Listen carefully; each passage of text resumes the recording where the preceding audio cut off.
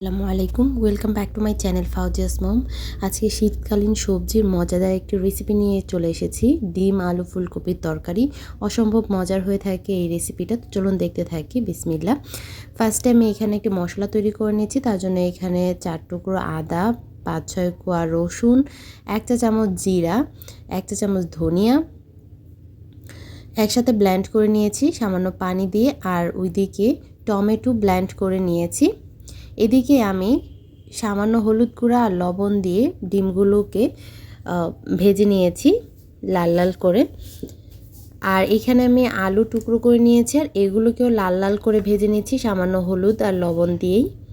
আর একটু লাল লাল করে ভেজে নিলেই খেতে ভালো লাগে। এবারে ফুলকপিগুলোকেও লাল লাল করে ভেজে নিচ্ছি তেলের মধ্যে সামান্য হলুদ গুঁড়া আর লবণ দিয়ে। এবারে সেই তেলের মধ্যে দিয়ে দিচ্ছি পেঁয়াজ কুচি, আর পেঁয়াজটাকে ভালো করে ভেজে নিচ্ছি। দিয়ে দিচ্ছি এলাচ, দারচিনি, লবঙ্গ আর তেজপাতা। এবারে সেই যে মশলার পেস্টটা তৈরি করেছি সেটা দিয়ে দিয়েছি। এটাকে কিছুক্ষণ তেলে ভেজে নিয়েছি এর কাঁচা গন্ধটা চলে যাওয়ার জন্য। এবারে দিয়ে দিচ্ছি টমেটো পেস্ট।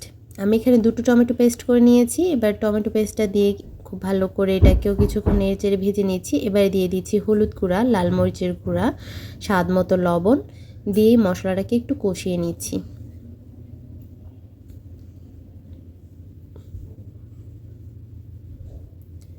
মশলা থেকে যখন তেলটা ছেড়ে আসবে ঠিক এইভাবে উপরে তেলটা উঠে আসবে, ঠিক সেই সময় দিয়ে দিচ্ছি আমি এখানে ভেজে তুলে রাখা আলু আর ফুলকপিগুলো দিয়ে এটাকে কিছুক্ষণ ভেজে নিচ্ছি মশলার সঙ্গে। এই পর্যায়ে ঝোল দিয়ে দিচ্ছি।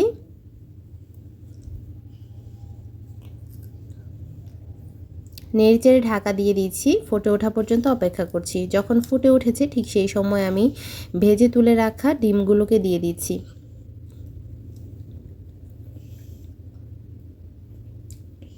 এবার নেড়েচেড়ে আরও কিছুক্ষণ ঢাকা দিয়ে রান্না করে তুলে নেব।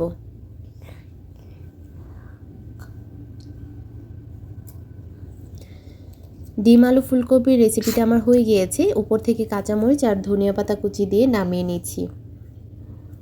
এর থেকে বেশি শুকাবো না আমি, কারণ ঝোলটা এমনিতেই অনেকটা ঘন।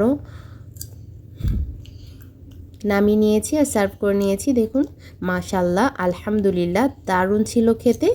আলুটাও পারফেক্টলি সেদ্ধ হয়েছে, কারণ আগে থেকে ভেজে নেওয়া হয়েছিল। আর ফুলকপিগুলোও খুব সুন্দর করে সেদ্ধ হয়েছে। তো ধন্যবাদ সবাইকে, ভালো থাকবেন সবাই। আজ এই পর্যন্তই, আল্লাহ হাফেজ।